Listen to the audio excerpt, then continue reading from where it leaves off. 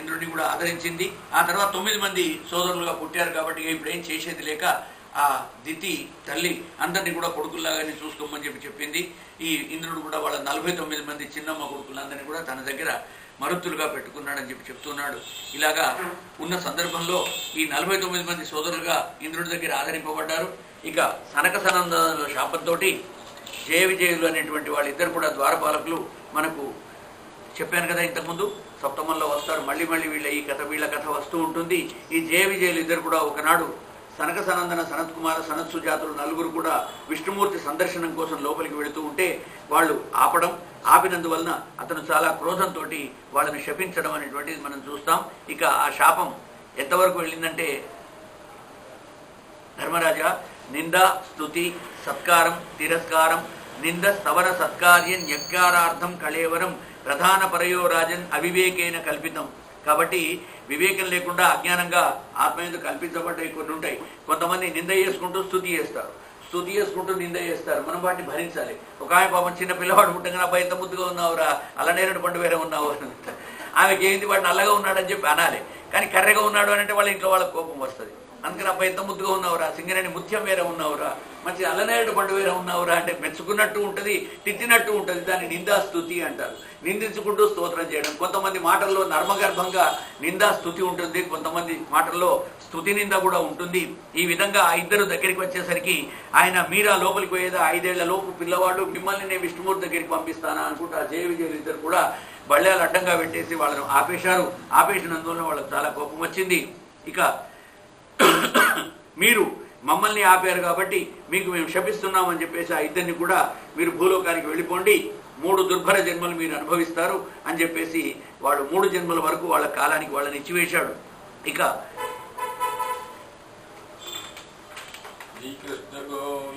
హరే మురారే శ్రీనాథ నారాయణ వాసుదేవ, హరే మురారే శ్రీనాథ నారాయణ వాసుదేవ. ఏకదా బ్రహ్మణ పుత్రాః విష్ణోర్లోకం యదృచ్ఛయా సనందాదయో జగ్మో చరంతో భువనత్రయం. 3 భువనాలు తిరుగుకుంటూ ఆ విష్ణుమూర్తి యొక్క ద్వారం దగ్గరికి వెళ్ళారు. వాళ్ళని వీళ్ళు ముగ్గురు కూడా అడ్డగించేసరికి వాళ్ళ కోపం వచ్చేసి అస్తు మీ ముగ్గురికి కూడా అసుర జన్మలు వస్తాయని చెప్పేసి శపించారు.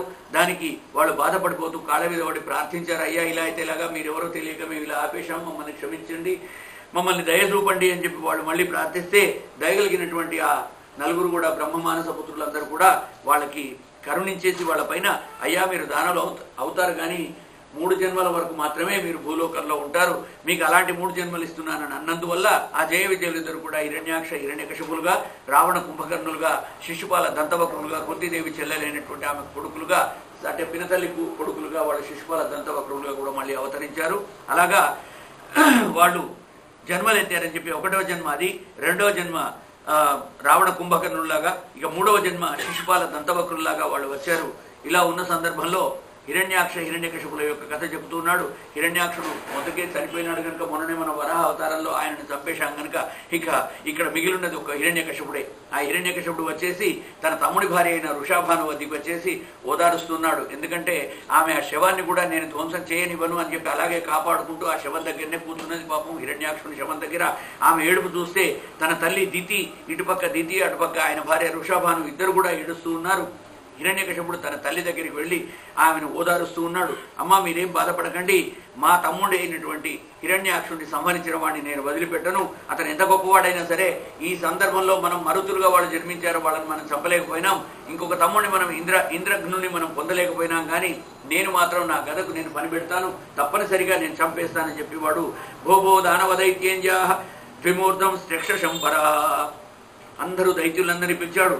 ఇక్కడ హిరణ్యకశిపుడు రాజుగా ఉన్నాడు. ఆయన భూమిని అంతా కూడా ఏలుతూ ఉన్నాడు. శ్రీహరిపై బాగా కోపంతో ఉన్నాడు. ఎందుకంటే ఆ శ్రీహరే కదా యజ్ఞవరాహ రూపంలో వచ్చి మా తమ్ముడిని సంహరించాడు, అలాగే ఇంద్రుడు వృత్రాసురుడిని సంహరించాడు, మా వాళ్ళందరినీ చంపేది ఇంద్రుడు విష్ణుమూర్తి అని చెప్పి వాళ్ళకు ఒక మనసులో చాలా క్రోధాతిశయం ఏర్పడింది. దాంతో ఆ హిరణ్యకశిపుడు దానవులందరినీ పిలుస్తున్నాడు. భో దానవ దైతేయాహ, ఓ దితిపుత్రులారా దానవులారా మీరందరూ వినండిరా. విమూర్ధ దైత్య త్రక్ష్య శంబర శతబాహు హయగ్రీవ నముచి పాక ఇల్వల విప్రచిత్తి పులోమ శతన శకునాద. ఈ నా మాటలన్నీ శ్రద్ధగా వినండి, ఎందుకంటే ఇప్పుడు మనం చేయబోయేటువంటి పనులు చాలా గొప్పవి. నా సోదరుడైనటువంటి హిరణ్యాక్షుడు నా ప్రాణం కంటే ఎక్కువ. అలాంటి వాడిని విప్రచిత్తే మమోచ పులోమన్ శకునాదయ సపత్నైర్ఘాతిత క్షుద్రై భ్రాత మే దయిత సుహృత్. కాబట్టి నా సొంత తమ్ముడు వాళ్ళ చేతుల్లో చనిపోయినాడు. పార్శ్వగ్రాహేణ హరిణ సమేనాప్యుపధావనై తస్య త్యక్త స్వభావస్య ఘృణైరాత్మావనౌకస. కాబట్టి వాణ్ణి చంపడం మన యొక్క కర్తవ్యం గనక ఈ వృషభానును ఓదార్చుకుంటూ అంటున్నాడు, అమ్మా నీ వేడవకు, నేనున్నాను కదా వాడిని చంపుతానని చెప్తే ఆమె కూడా వదలకుండా ఆ శవం దగ్గరనే కూర్చున్నది.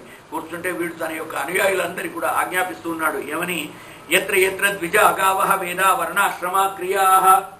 రాక్షసుల కోపం వస్తే ఏం చేస్తారు? మొట్టమొదట బ్రాహ్మణ క్రియలపైన దెబ్బతీస్తారు. యజ్ఞయాగాదులు జరగకుండా చూస్తారు. గుళ్లలో అర్చనాదులు జరగదు, దేవునికి అభిషేకం చేయదు, దేవుళ్లకు నైవేద్యం పెట్టాదు, విష్ణుమూర్తికి ఇంద్రునికి ఇలాంటి వాళ్ళకి ఎవరికి కూడా ఏ హవిర్భాగం కూడా చేరకూడదు. కాబట్టి హవన ఎక్కడ కూడా జరగకుండా వాళ్ళు చూస్తూ ఉంటారు.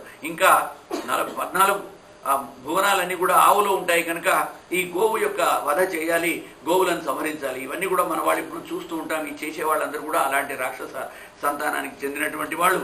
ఇక మీరు ఇప్పుడే భూతలానికి వెళ్ళండి ఓ రాక్షస మిత్రులారా, వెళ్ళేసి ఎక్కడెక్కడైతే ఎత్ర ఎత్ర ద్విజాహ, ఎక్కడెక్కడ బ్రాహ్మలుంటే, గావహ ఆవులు, వేదాహ వేదాలు, వర్ణాశ్రమ క్రియా వర్ణాశ్రమ ధర్మాలు, తం జనపదం యాత సందీపయిత వృష్యత. అక్కడికి వెళ్ళిపోండి మీరంతా కూడా, అవన్నింటినీ కూడా తగలబెట్టండి, సందీపయత దీపనం చేయండి, కాలబెట్టండి, నష్టం చేయండి, నాశనం చేయండి. దైత్యులు సహజంగానే జనుల ఎందుకు చాలా కోపంగా ఉంటారు కాబట్టి ఒక్కసారి ఆరోగ్య దొరకంగానే ఇక వాళ్ళు రెచ్చిపోయినారట. ఇక గ్రామాల మీద, గోశాలల మీద, వేద పాఠశాలల మీద పడి వాళ్ళందరినీ కూడా కష్టపెడుతూ ఉన్నారు. దివందేవా పరిత్యజ్య భూమి చేరురలక్షితా. స్వర్గంలో ఉన్నటువంటి దేవతలంతా కూడా భూలోకానికి వచ్చి చేరుకున్నారట, ఇక్కడ వచ్చి బతుకుతున్నారట. మనం కూడా చూస్తాం కదా, ఎక్కడైనా కష్టం వస్తే అక్కడి నుంచి పారిపోయి వేరే చోట పోయి ఉండడం మనకు తెలుసు కదా. హిరణ్యకశపుర్భ్రాతు సంపరేతస్య దుఃఖితా కృత్వా కీటోదకాదీని భ్రాతృపుత్రాన సాంత్వయతు. ధర్మరాజా, ఇదంతా కూడా ధర్మరాజు చెప్తూ ఉన్నాడు, కథ అంతా కూడా చెప్తూ ఉన్నాడు. అయ్యా, హిరణ్యకశపుడు తన సోదరుడు హిరణ్యాక్షుడు మృతుడవడంతో ఇగో ఇన్ని రకాల వాళ్ళందరినీ చంపాలని చెప్పి నిర్ణయాలు తీసుకున్నాడు.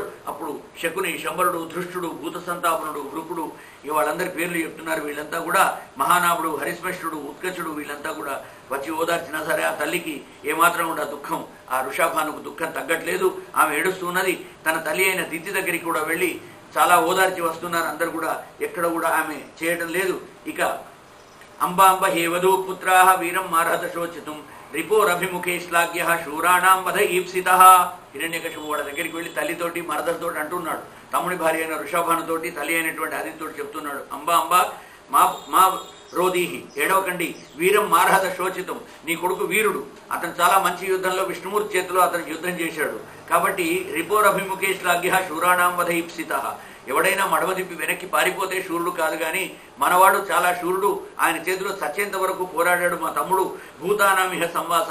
అసలు నిజంగా ఎందుకు మీరు ఏడుస్తున్నారు? ఒక మనిషి చనిపోతే ఇంతగా ఏడవాలనా? ఎందుకంటే ప్రపాయామివ సుబ్రతే. ప్రప అంటే సలివేంద్రం, నీళ్ల దాన్ని ప్రప అంటారు. ఎక్కడైనా ప్రప ఉంటే, నీళ్ల సలివేంద్రం ఉంటే ఎండాకాలం పూట బాటసార్లు వస్తారు, ఇన్ని నీళ్లు తాగేసి వెళ్ళిపోతారు. అక్కడ ఇంకనోడు వచ్చి వీడిని కలుస్తాడు. మళ్ళీ తర్వాత వాడు నీళ్లు తాగిన తర్వాత వాడు వెళ్ళిపోతాడు, వీడు నీళ్లు తాగుతాడు, వీడికి ఇంకనోడు కూడా కలుస్తూ ఉంటాడు. కాబట్టి జీవితం అనేటువంటిది నీళ్ల చలివేంద్రం దగ్గర కలిసేటువంటి ఒక సమాగమం వంటిది. మనుషులు వస్తుంటారు, కలుస్తుంటారు, వెళ్ళిపోతుంటారు. దీనికోసం అని చెప్పి ఇంత ఏడుస్తే ఎలాగా? ఓ మరదల పిల్ల నువ్వేడువకమ్మా, ఓ అమ్మ నువ్వేడువకు అంటూ ఆ హిరణ్యకశిపుడు వాళ్ళ యొక్క దుఃఖాన్ని చూసుకుంటూ మనసులో కసి రగిలిపోతోంది ఈ ఇంద్రుణ్ణి సంహరించాలని. ఇలా విష్ణుమూర్తిని సంహరించాలని చెప్పి వాడు మనసులో అనుకుంటున్నాడు. ఓ పుణ్యాత్మలారా, కదులుతున్నటువంటి నీటిలో ప్రతిబింబం వక్రంగా కూడా కదులుతున్నట్టు ఉంటుంది కదా, అలాగే కళ్ళు తిరిగినప్పుడు భూమి అంతా తిరుగుతున్నట్టు మనకు అనిపిస్తుంది. ఇప్పుడు కొద్ది క్షణాలు వాళ్ళు గెలవంగానే దేవతలు గెలిచినట్టు కాదు, ఆ విష్ణుమూర్తిని నేను ఎలాగైనా సంహరిస్తానని చెప్పి వీడు వీరాలు పలుకుతున్నాడు. ఇక అనేక జనన మరణాలు కూడా పెక్కు విధాలుగా ఉంటాయి. వీటన్నిటి కూడా అజ్ఞానమే కారణం, మీరు ఏడవకండి అని చెప్పేసి ఇలాగ ఎంత చెప్పినా వాళ్ళు వినకపోతే యమధర్మరాజు అక్కడ పాపం కాచుకొని కూర్చున్నాడు. ఎంతసేపటికి వీళ్ళు పాశం వేద్దామంటే ఆ హిరణ్యాక్షుని యొక్క దీన్ని తీసుకొని ఇస్తలేరు. ఇప్పుడు మరి ఎంతసేపని ఇక్కడ నేను ఇక్కడ ప్రతీక్షిస్తానని చెప్పి చూసి చివరికి ఒక చిన్న బాలకుని వేషంలో, యముడు చిన్న పిల్లవాడి వేషంలో వాళ్ళ దగ్గరికి వచ్చి వాళ్ళతో మాట్లాడుతున్నాడు. ఇక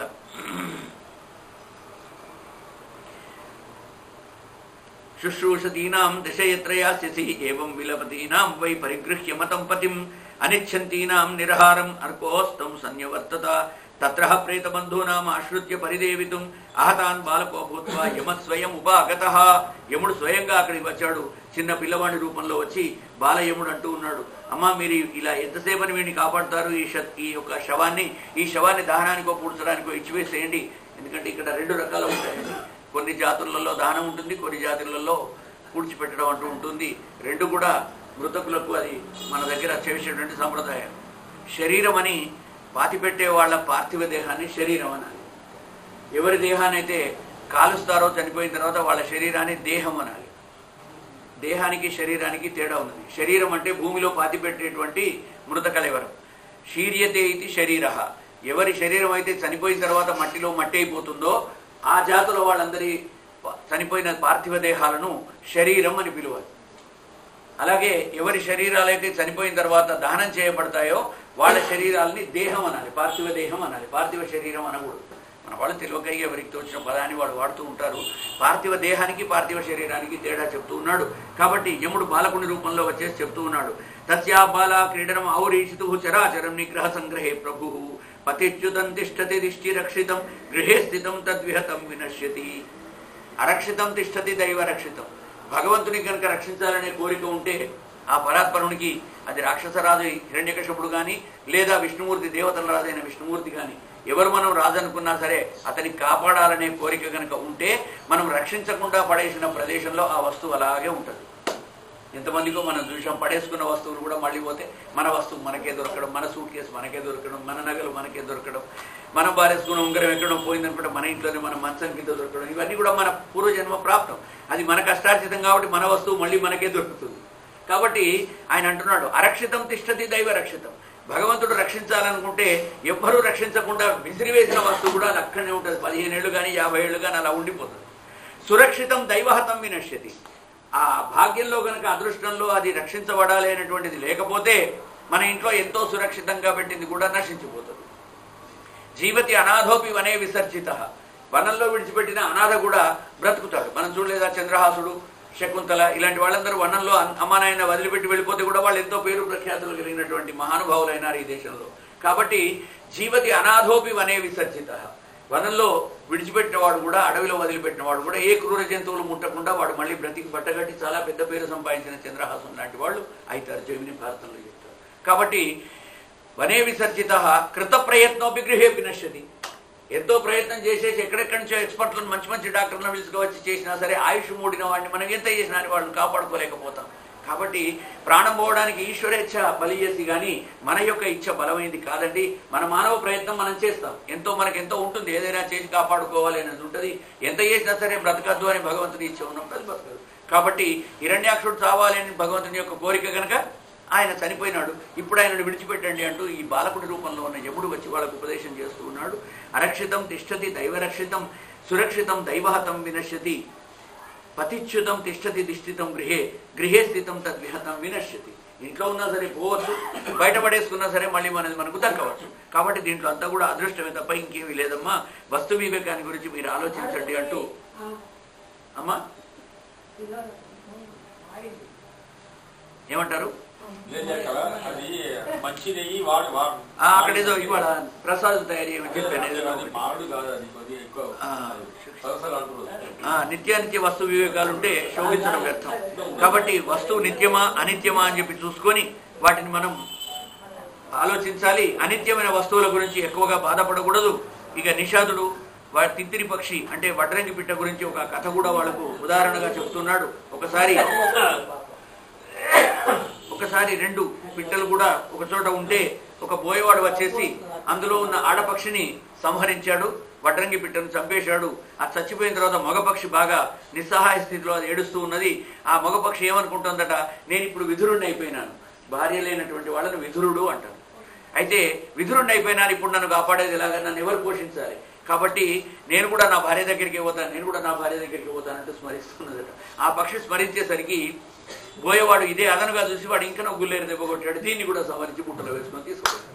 కాబట్టి మనం గనక ఏమరపాటున ఉంటే మనను కూడా అలాంటి దెబ్బ మనకు తగులుతుంది కనుక పోయినవాడు వాళ్ళ యొక్క కాలం అయిపోయింది, అంతవరకే వాళ్ళకి భగవంతుడు భిక్ష పెట్టాడు, వాళ్ళకి తీసుకుపోయినాడు, ఉన్న మనం వాళ్ళకి చేయాల్సినటువంటి మిగతా కార్యక్రమాలు చేసుకుందాం అని చెప్పేటువంటి ఆలోచనలో ఉండాలి. ఇలా వడ్రంగి బిడ్డ యొక్క కథ చెప్పి ఎన్నో రకాలుగా ఈ బాల యముడు పిల్లవాడి రూపంలో ఉన్నటువంటి యముడు చెప్తూ ఉన్నాడు. ఎంత చెప్పినా సరే అప్పుడు నారదుడు అంటున్నాడు, హే ధర్మరాజా, హిరణ్యకశిపుని మాటలు విన్నటువంటి దితి శోకాన్ని విడిచారు, తమ చిత్తాన్ని పరమాత్మలో ఆయత్తం చేసేశారు. సరే మీ ఇష్టం వచ్చినట్టు చేయండి అని ఆ తర్వాత అతనికి జరగాల్సిన కార్యక్రమాలన్నీ కూడా హిరణ్యాక్షుని శవాన్ని ఇచ్చివేశారు. ఊర్ధ్వబాహోర్నభో దృష్టి పాదాంగుష్ట నిశాచరి. హిరణ్యకశిపు అనుకున్నాడు, ఇంకెక్కువసేపు ఆలస్యం చేయకూడదు, నా తమ్ముడిని చంపిన వాడి మీద పగ తీర్చుకోవాలి కానీ కాబట్టి నేను తప్పకుండా మంచి తపస్సు చేస్తాను. ఆ తపస్సు కూడా ఎంత భయంకరంగా చేస్తున్నాడంటే హిరణ్యకశిపు రాజన్ అజరామరం, ఎలాంటి కష్టాలు లేకుండా తను వెళ్ళి అడవిలోకి వెళ్ళిపోయినాడు. ఆత్మానం అప్రతిద్వంద్వం ఏకరాజం యతిసుత. అక్కడికి వెళ్ళి, అయ్యా పరీక్షిత్ మహారాజా, అతను ఎవరో పొయ్యి మీద పెట్టి మర్చిపోయిందా నాకు లేదా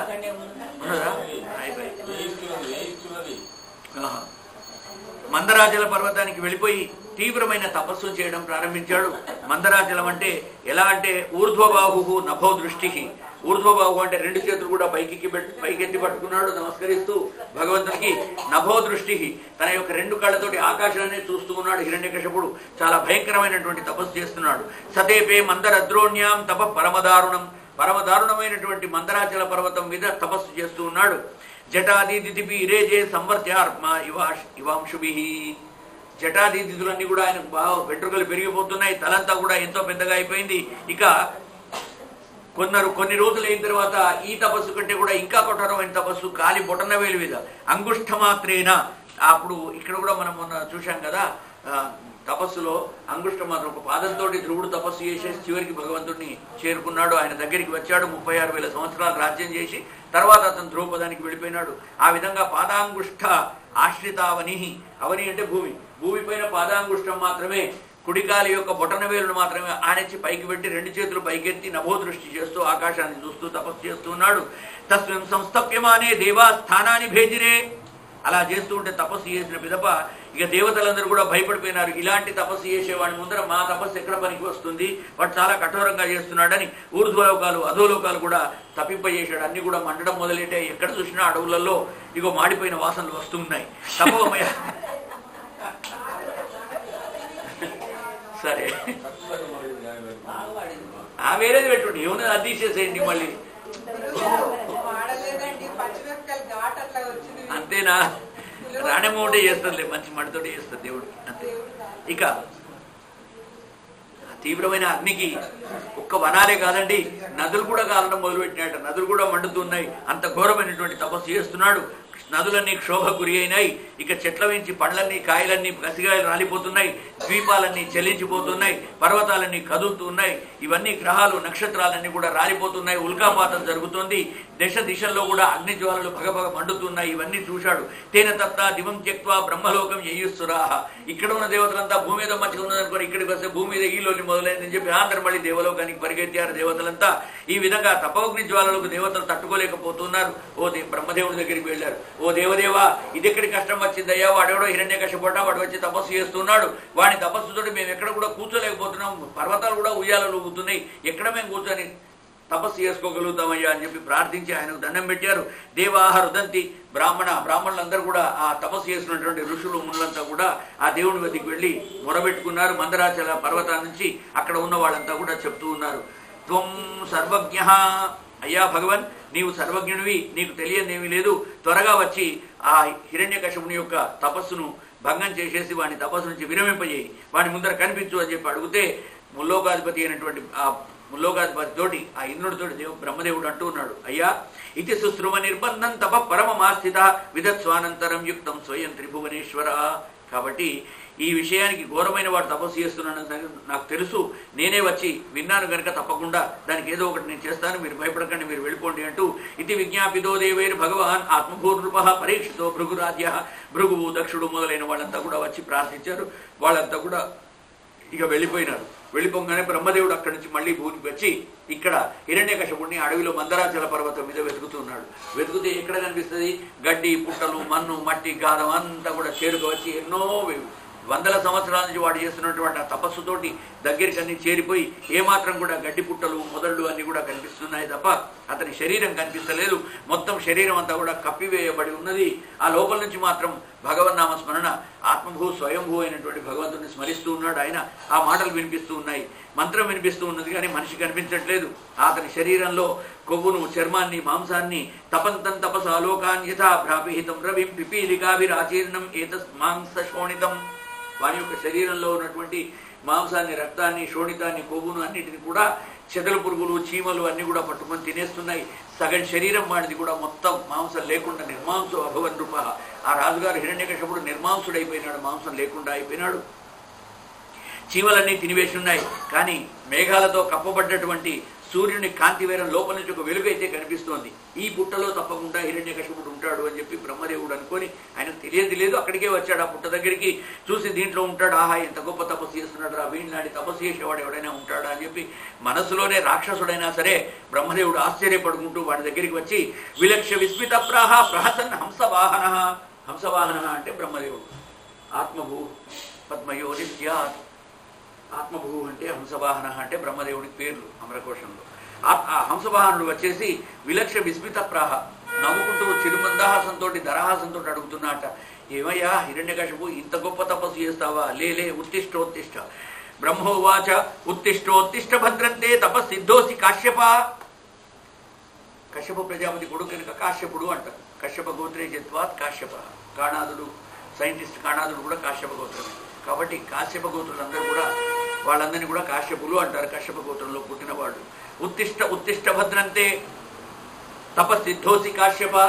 నీ తపస్సు సిద్ధించిందయ్యా హే కాశ్యప అంటే హే హిరణ్యకశిపు లేవయ్యా అంటూ బ్రహ్మదేవుడు వచ్చి లేపాడు. వరదోహమను ప్రాప్త ప్రియతాం ఇప్సితో వరహ.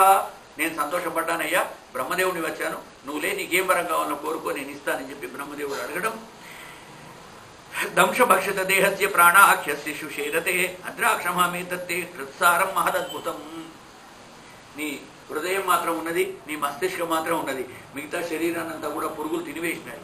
అయితే ఈ సందర్భంలో నేను నీకు అక్షత దేహం ఇస్తాను అని చెప్పేసి బ్రహ్మదేవుడు అతన్ని స్పృశించి అతనికి దేహానంతా కూడా అక్షత దేవుని చేశాడు. మళ్ళీ ముందున్నట్టుగా అతనికి కాళ్ళు, చేతులు అన్నీ కూడా ఏం పురుగులు పుట్టినట్టు లేకుండా మళ్ళీ మామూలుగా తయారైనాడు. వ్యవసాయేన తేనానే దుష్కరేణ మహాన్ మనస్వినాం తపోనిష్టేన భవతా జితోహం దితినందన. అహం జిత. నన్ను జయించావయ్యా దితినందన, ఓ హిరణ్యకశిపు, నన్ను నిజంగా నన్ను జయించేశావు. నా మనసంతా కూడా ఆనందపడుతున్నది, ఎందుకంటే నువ్వు ఇంత గొప్ప తపస్సు చేశావు. తతస్తే ఆశిష సర్వాహ దదా అసురపుంగవ. హే అసురపుంగవ, నీకు దదామి వరాన్ అన్యాన్, అనేక వరాలు నీకు ఇస్తాను, నువ్వు లెమ్మని చెప్పి అతని పాపం లేపాడు. మర్త్యస్యతే హ్యమర్త్యస్య దర్శనం నా ఫలం మమ. మనుషులకు దేవతలకు కూడా దొరకని దర్శనం నీకు నేను ఇస్తున్నాను. అమర్త్యేషు మర్త్యేషు, భూలోకంలో కానీ స్వర్గలోకంలో కానీ ఎవరికీ కనిపించని నేను అదృశ్యంగా ఉంటాను. అలాంటి బ్రహ్మనైన నేను నీకు దర్శనం ఇచ్చాను, లేవయ్యా అంటే ఆ వెదురు పొదల్లోంచి, ఆ మట్టి పుట్టల్లోంచి తవ్వుకుంటూ వాటిని దూరం జరుపుకుంటూ పాపం బయటకు వచ్చాడు. ఇప్పుడు నారదుడు చెప్తున్నాడు, అయ్యా ధర్మరాజుతో చెప్తున్నాడు, ఈ కథ అంతా కూడా మా కథ ఇలా జరిగింది, మా దాంట్లో ఎవరు ఉంటుంది అని అడిగాడు కదా. హిరణ్యాక్షుడు చనిపోయిన తర్వాత జరిగిన కథను కూడా ఇప్పుడు మళ్ళీ తీసుకువస్తున్నాడు, మధ్యలో ఎన్నో కథలు చెప్పి అంటున్నాడు. వెదుర్ల పొదలన్నింటి కూడా తోసుకుంటూ బయటకు వచ్చాడు. ఇత్యుక్త్వా ఆదిభవో దివో దేవ భక్షిత అంగం పిపీలికై. వాడి శరీరం అంతా కూడా పిపీలిక అంటే చీమలు తిన్నాయని చెప్పుకున్నాం కదా, దాన్ని అంతా కూడా అక్షర శరీరం చేశాడు. హంసవాహనుడైనటువంటి బ్రహ్మదేవుడిని చూశాడు ఆకాశంలో. ఆయన భూమి మీద నిల్చోడు. మనం మొన్ననే చెప్పుకున్న దేవతలు ఎప్పుడు భూమిని దాకి నిల్చోడు, కాబట్టి వాడు పైననే ఉన్నారు. ఆ బ్రహ్మదేవుడు ఆయన చూసి హిరణ్యకశిపుడు ఒక్కసారి దండం పెట్టి, ఆహా నా కోరిక ఫలించబోతున్నది, మహాన్ భావ బ్రహ్మదేవ నువ్వు ఇక్కడ నా ముందర ప్రత్యక్షమైనావా అంటూ ఆ అసురుడు, ఆ దితి కొడుకు, కశ్యప ప్రజాపతి కొడుకు హిరణ్యకశిపుడు బ్రహ్మదేవుడికి నమస్కరిస్తూ స్తోత్రం చేస్తున్నాడు. కల్పాంతే కాలసృష్టేన యోద్ధేన తమసావృతం అభివ్యనగ్జ గదితం స్వయం జ్యోతి స్వరోచిష. తమోగుణంతో మునిగిపోయిన ఈ లోకానికి నీవే జ్యోతిగా కనిపించావయ్యా అంటూ, హే బ్రహ్మన్ను నీకు నా నమస్కారం అంటూ ఇక ఈ త్వత్తః పరం నాపరమప్యనేన జగచ్చ కించిత్ వ్యతిరిక్తమస్తి విద్యా కళాస్తే తపనశ్చ సర్వాః హిరణ్యగర్భోసి బృహత్రుతి పృష్ఠ. అయ్యా హే హిరణ్యగర్భ, నీ పేరే హిరణ్యగర్భుడు, అందుకనే మనము బ్రహ్మదేవుని యొక్క గాయత్రి చెప్పినప్పుడు కూడా అదే చెప్తాం. ఇంకా జీవులకు అన్నదాతవు, అంతరాత్మవు నీవే, నీకు నేను నమస్కరిస్తున్నాను, నీవు 3 శరీరాలకు అతీతునివి. త్వం దేహత్రయాతీత, త్వం కాలత్రయాతీత, త్వం మూలాధార స్థితోసి నిత్యం, త్వం శక్తిత్రయాత్మక. నువ్వు 3 శరీరాలకు, స్థూల శరీరం, సూక్ష్మ శరీరం, కారణ శరీరాలకు నువ్వు అతీతుని. నీకు ఈ 3 శరీరాలు నీకు వర్తించవు. అలాగే నువ్వు కాలాతీతునివి. నీకు భూత భవిష్యత్ వర్తమాన కాలాలు లేవు. ఎప్పుడు ఉండేవాడికి కాలాలు ఎలా ఉంటాయి? మనకు భూతం ఉంటుంది, భవిష్యత్తు ఉంటుంది, వర్తమానం ఉంటుంది. కానీ భగవంతుడికి ఎల్లప్పుడూ ఉండేవాడికి ఉండదు. మనం పొద్దున కూడా చెప్పుకున్నాం, యజన్యం తన్నశ్యం. ఏది పుడుతుందో అది నశిస్తుంది, ఏది పుట్టదో అది ఎప్పుడు నశించదు. కాబట్టి భగవంతుడిని అజుడు అంటారు. బ్రహ్మదేవునికి అదొక పేరున్నది. అజహ అంటే జన్మ లేనివాడు అని. జన్మ లేనివాడు అంటే ఎల్లప్పుడూ జీవించి ఉండేవాడు అనే అర్థంలో అజుడు అనేటువంటి పేరు కూడా ఆయనకు చెబుతారు. హే అజ అంటూ ఆయనకు నమస్కరించి చెప్తున్నాడు, హే బ్రహ్మన్, నీవు 3 శరీరాలకు అతీతునివి, నువ్వు 3 కాలాలకు అతీతునివి అని మనం ఏదైతే అథర్వ శీర్షంలో చెప్పుకుంటామో అవన్నీ చెబుతూ వరద, జలద, అశ్వద, అయ్యా యది దాస్యసి అభీష్టాంతే అనంత అవ్యక్త రూపేణ ఏనేదమఖిలం తతం. అనంతమైన అవ్యక్త రూపంతో కనిపించకుండా ఉన్నా సరే ఈ భువనత్రయాలన్నింటి కూడా, ఈ తతం అంటే ఈ గుంపునంతా కూడా నీవే ముందుకు నడిపిస్తూ ఉన్నావయ్యా బ్రహ్మదేవా. చిదచిత్ చిత్త శక్తియుక్తాయ తస్మై భగవతే నమః. అలాంటి బ్రహ్మకు నేను నమస్కరిస్తున్నానంటూ హిరణ్యకశిపుడు స్తోత్రం చేస్తూ ఉన్నాడు. ఓం నమో భగవతే వాసుదేవాయ. ఓం నమో భగవతే